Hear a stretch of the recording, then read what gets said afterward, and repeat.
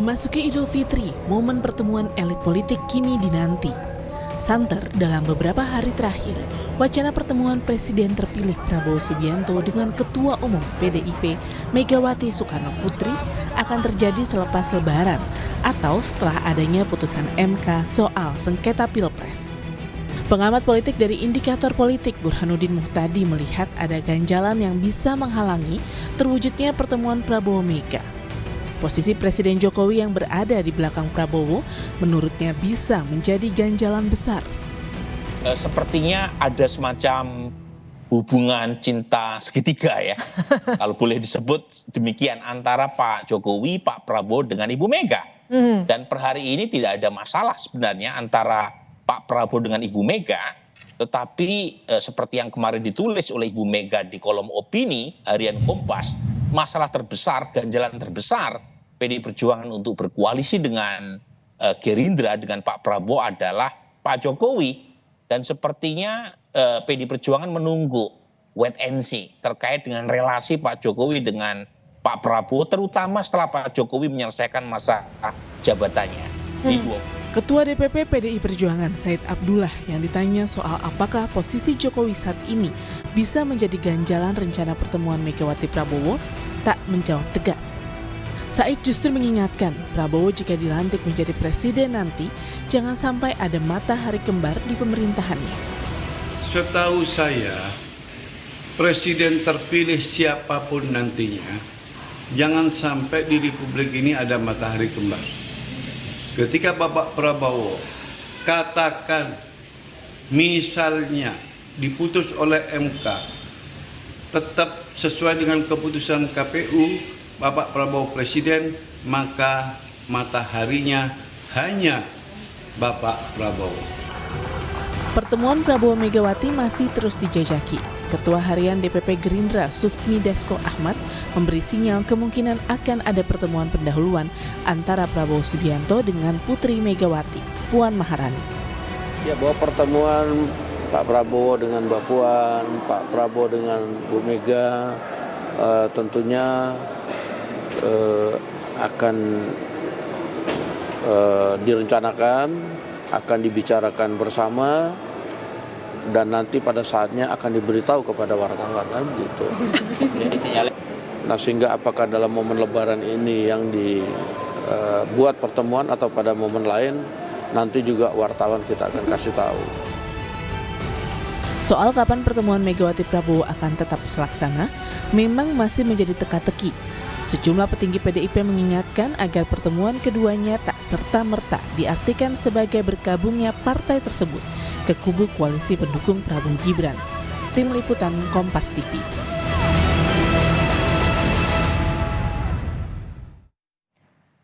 Membahas soal bagaimana rencana pertemuan Prabowo Subianto dan Megawati di tengah bayang-bayang ganjalan dari posisi Presiden Joko Widodo. Kita bahas bersama dengan politisi PDI Perjuangan Ciko Hakim dan juga Wakil Ketua Umum PAN Yandri Susanto serta pengamat politik dari Parameter Politik Adi Prayitno. Selamat sore Mas Adi, Mas Ciko dan juga Mas Yandri. Terima kasih sudah bergabung bersama kami di momen Lebaran kali ini. Minal aidin wal faizin sebelumnya. Maaf lahir batin, Om Adi, Om Yandri. Mohon maaf lahir batin, Mas Adi. Iya, baik. Baik, saya ke Mas Yandri terlebih dahulu. Mas Yandri, ini kan tadi Pak Roslan Roslani ikut ke rumah Ibu Megawati ya untuk bersilaturahmi. Ada tujuannya kah atau ada pembahasan komunikasi tertentu kah? Ya, alhamdulillah hari ini kan hari baik.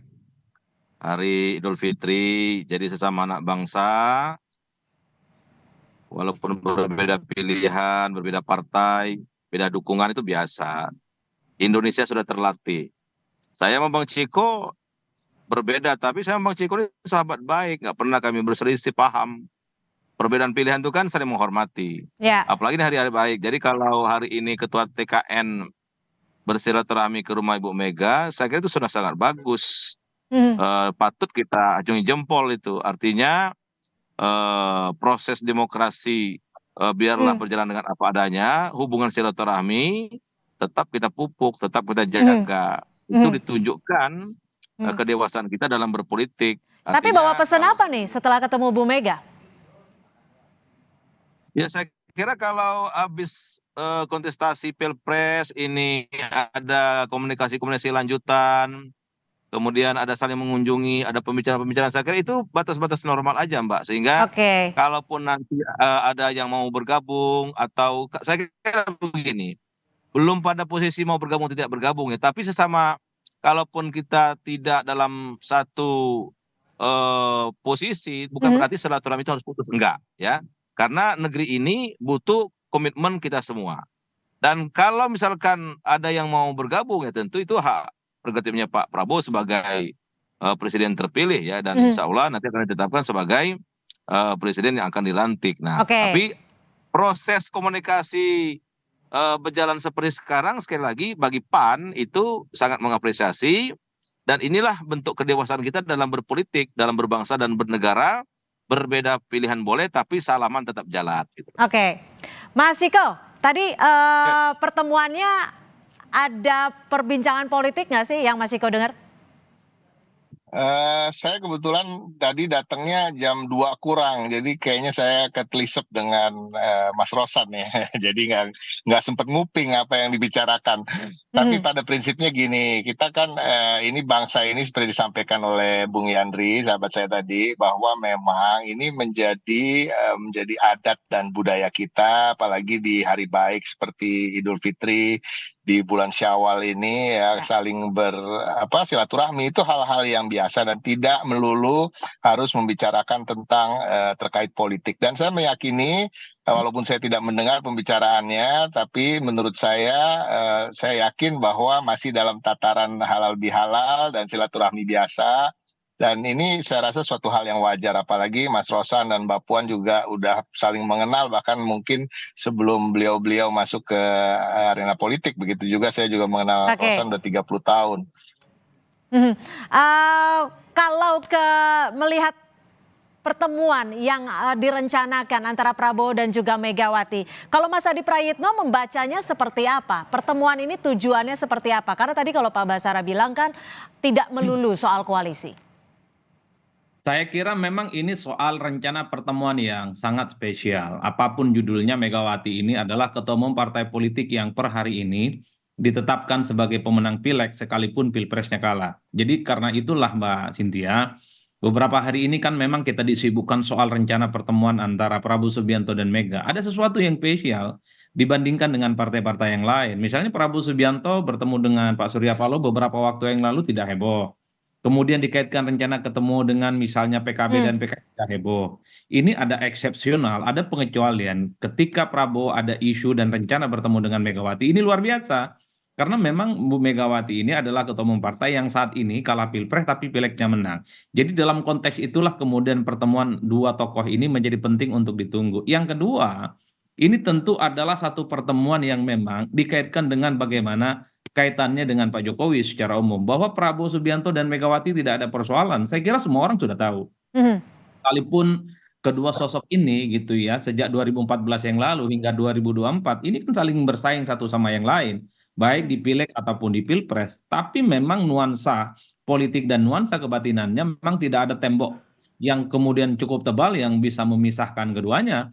Tapi dalam konteks itulah kemudian ini kan seakan-akan ketika Megawati membuka pintu yang selebar-lebarnya bagi Prabowo Subianto, kan publik bertanya kenapa kemudian pintu itu juga tidak dibuka untuk kepada Pak Jokowi. Ini yang kemudian ramai. Makanya ada dua penafsiran.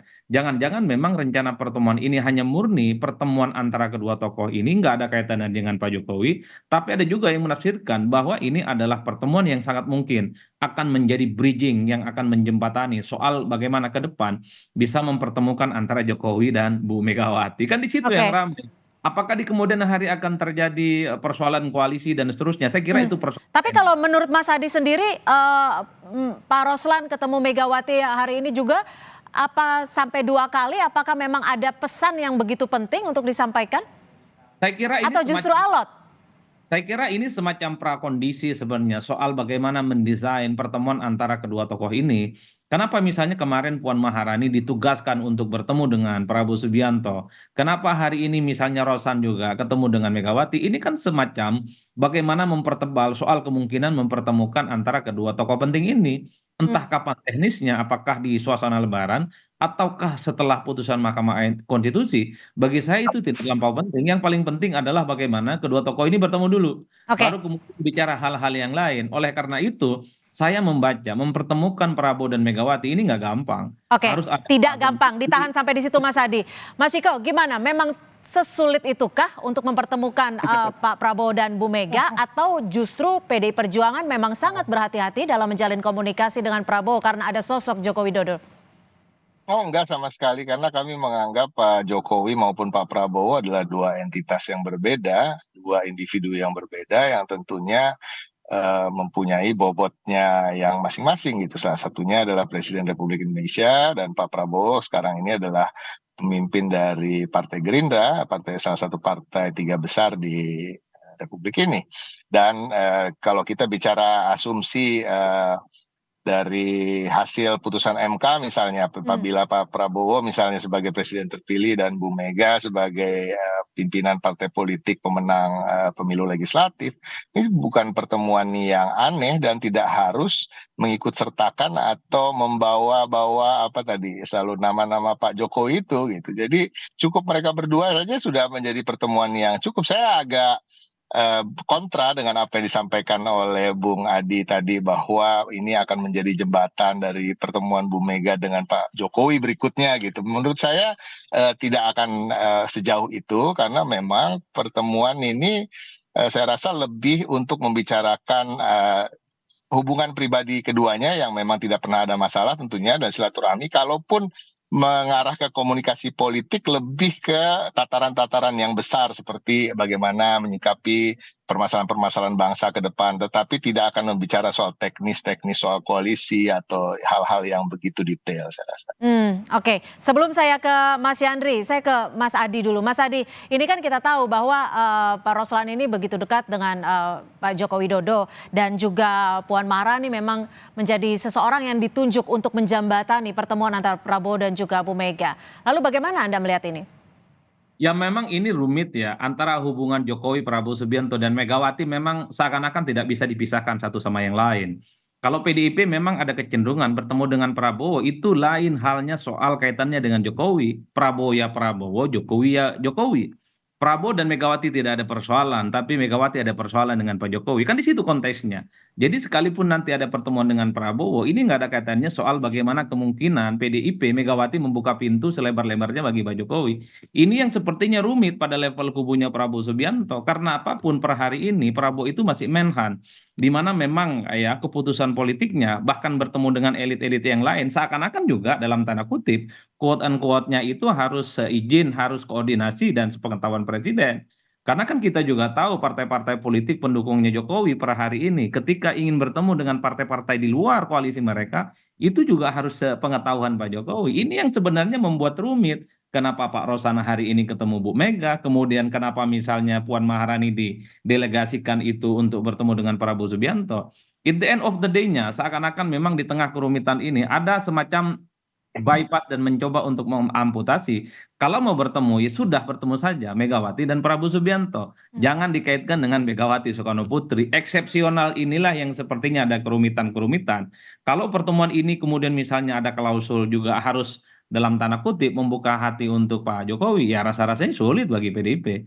Karena Pak Jokowi itu sudah dianggap sebagai sosok outsider yang dinilai sudah memberikan sikap politik yang berbeda di Pilpres ataupun di Pileg yang jelas-jelas itu sudah merugikan oleh PDIP. Saya khawatir dalam rencana pertemuan ini jangan-jangan ada syarat soal apakah Jokowi disertakan atau tidak, ataukah Jokowi di kemudian hari akan dibukakan pintunya untuk PDIP ataupun tidak. Saya kira khawatirnya di situ saya, Mbak Cynthia. Oke, baik. hanya Ada syaratkah menyangkut dua arah Jokowi ini, akan saya disertakan kira atau ada tidak? Kita akan kembali membahasnya selepas jeda. Tetap bersama kami di Kompas Petang.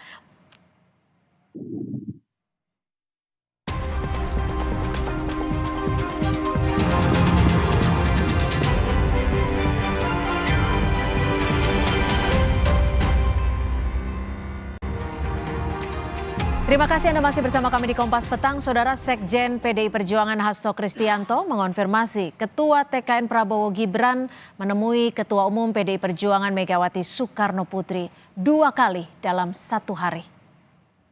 Ya tadi saya mendampingi Ibu ketika menerima Mas Rosan. Ibu lebih banyak cerita tentang pengalaman Ibu ketika masa-masa perjuangan di PDI, cerita pengalaman di Papua, cerita pengalaman di Maluku, sehingga cerita tentang hidup itu penuh dengan perjuangan. Apakah membawa pesan juga dari Pak Prabowo gitu untuk Ibu? Tidak ada. Jadi ini murni silaturahim dalam rangka Idul Fitri. Kita kembali lanjutkan dialog sore hari ini. Mas Yandri, ini 2 kali berusaha untuk bertemu dan akhirnya bertemu juga dengan Ibu Mega. Sebenarnya sempat tidak sih terdengar apakah memang kedatangannya untuk memberikan pesan-pesan tertentu dan bagaimana partai koalisi melihat wacana pertemuan antara Bu Mega dengan Prabowo Subianto? Ya tentu kita bersyukur kalau Bang Ruslan bisa ketemu dengan Ibu Mega ya, dan Ibu Mega bisa menerima persoalan cerita apa yang disampaikan oleh Mas Hasto, yaitu kita aminin saja karena Mas Hasto tentu yang lebih tahu. Tapi pesannya kan jelas bahwa silaturahmi sekali lagi tetap penting ya. Ketua TKN ketemu dengan Bu Mega kan sesuatu bagi anak bangsa ini kan, di hari yang baik gitu loh. Sekali lagi bahwa akan ada kelanjutan isinya apa nanti ya saya nggak akan menyampaikan itu Mbak, karena itu ranahnya Pak Prabowo bila nanti ada pertemuan dengan Bu Mega. Bagi PAN menyambut baik kalau ada pertemuan, kemudian ada pembicaraan tentu kita hormati. PAN akan mengapresiasi pertemuan itu. Nah apalagi sekali lagi Bu Mega ini kan tokoh bangsa, mantan presiden, kemudian ketua umum partai pemenang pemilu, pengalamannya banyak, anak pendiri bangsa. Saya kira ketemu Pak Prabowo ketemu dengan Bu Mega itu sesuatu bagi anak bangsa gitu loh. Itu sudah. Tapi bicara soal hari baik, sudah ada hari baiknya belum untuk pertemuan keduanya ini? Ya belum tahu saya, kalau itu kan saya nggak bisa menjangkau itu Mbak. Tapi intinya usaha untuk ketemu silaturahmi itu kan sudah dimulai. Tanda-tandanya kan sudah baik. Kan dengan Mbak Puan, dengan Bang Rosan ketemu. Saya kira itu bagus, bahwa pertemuan itu perlu proses ya kita hormati. Dan saya yakin memang antara Pak Prabowo dengan Ibu Mega itu nggak ada masalah. Nggak ada yang terlalu serius ya. Bahwa perbedaan pilihan itu sekali lagi biasa. Tapi persoalan bangsa ini kan mesti kita selesaikan bersama-sama. Dan Bu Mega dengan Pak Prabowo sudah terlatih, termasuk Bang Ceko ini kan sudah pengalaman sangat banyak. Jadi persoalan merah putih saya kira kita sama. Cara pandangnya mungkin agak berbeda. Tapi masalah merah putih saya kira kita sama. Bahwa persoalan negeri ini mesti sama-sama kita selesaikan. Dan Bu Mega, apapun posisi sekarang, tetap mempunyai kontribusi besar terhadap bangsa ini. Oke, Mas Adi, kalau dilihat dengan terkait dengan wacana pertemuan ini, apakah ada bergen tertentu atau tawar-tawar politik tertentu antara Bu Mega, antara Prabowo dan juga Joko Widodo? Saya kurang tahu persis ya Mbak, tapi yang jelas minimal pertemuan kedua tokoh ini terlaksana dan bisa diwujudkan. Ini kan semacam simbol bahwa komunikasi antara Prabowo dan Megawati di masa yang akan datang tentu akan semakin terbuka. Tapi kalau kedua tokoh ini tidak bisa direalisasikan pertemuannya, rasa-rasanya rumit. Bicara soal kemungkinan-kemungkinan kerjasama. Kerjasama itu kan tidak harus jadi menteri. Kerjasama itu kan tidak harus misalnya menjadi bagian dari kabinetnya Prabowo Gibran di masa yang akan datang. Kerjasama misalnya terkait dengan komposisi alat kelengkapan dewan di parlemen. Atau misalnya kerjasama itu berupa supaya tak ada upaya-upaya untuk merevisi Undang-Undang MD3. Karena Undang-Undang MD3 itu kan menyebutkan pemenang pileg otomatis akan mendapatkan jatah pimpinan DPR atau ketua DPR. Sesuatu yang saya kira 2014 yang lalu revisi Undang-Undang MD3 itu kan diubah oleh kubu Prabowo Subianto yang saat itu cukup mayoritas di parlemen, dan itu yang kemudian membuat PDIP yang mestinya jadi ketua DPR saat itu kemudian didapatkan oleh Golkar. Jadi saya kira pembicaraan politik ini belum pada level elit-elit yang saya kira kita sebut sebagai ketua umum. Tapi bahwa ada level di bawahnya seperti Mbak Puan dengan Pak Tapi kalau Anda melihatnya akan berujung pada bersatu di pemerintahan yang selanjutnya atau akan kemana? Kalau saya membaca masih 50-50 ya, karena sangat kelihatan per hari ini ada dua mazhab secara umum kalau kita membaca elit-elit PDIP. Kalau membaca mazhabnya Bang Ciko, kemudian Masinton Masaribu, kemudian Hasto, kemudian Deddy Sitorus, ini memang adalah mazhab-mazhab yang cukup agresif dan cukup kritis ya, dan rasa-rasanya agak sulit. Tapi kalau melihat wajahnya Mbak Puan Maharani yang cukup akomodatif, ya cukup Oke. cukup terbuka berkomunikasi dengan Baik, kubu. ditahan dulu Mas Adi. Kita akan saksikan ini di layar kaca Kompas TV. Kita simak Gibran Raka Buming Raka beserta keluarga mendatangi ataupun di kediaman Prabowo Subianto untuk bersilaturahmi.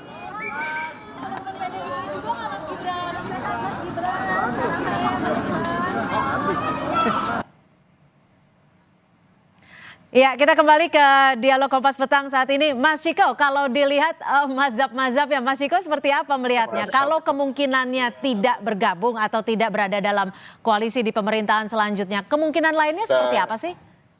Saya ini mazhabnya nggak jelas kalau gitu. Saya masuk karena Mbak Puan, lalu sekarang dibilang mazhab Pak Hasto, ya kan sebenarnya kan sama aja. Nggak ada mazhab lah.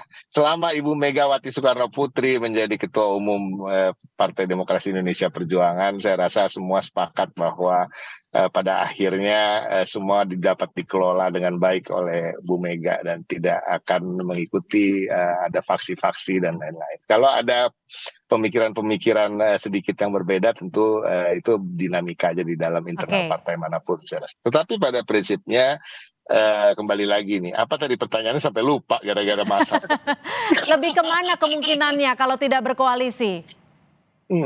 Sampai hari ini jujur apa yang masih kita konsentrasikan dan kita fokuskan adalah menunggu putusan MK, itu nomor satu. Yang kedua tentunya selain itu saya selalu mengatakan bahwa sebagai partai politik tentunya kita selain juga apapun yang menjadi keputusan adalah pemikiran dari elit-elit, tapi elit-elit itu sendiri tentunya menyerap aspirasi dari bawah. Sampai hari ini aspirasi dari masyarakat pendukung partai kami masih mayoritas, bahkan kalau bagi saya yang saya sendiri dengar belum ada satupun yang mengatakan sebaiknya PDI Perjuangan bergabung dengan pemerintahan manapun apabila pemenang Pilpresnya bukan Pak Ganjar. Oke, tapi Prinsipnya sebagian itu. besar kader PDIP inginnya kemana? Bergabungkah atau tetap sebagai oposisi?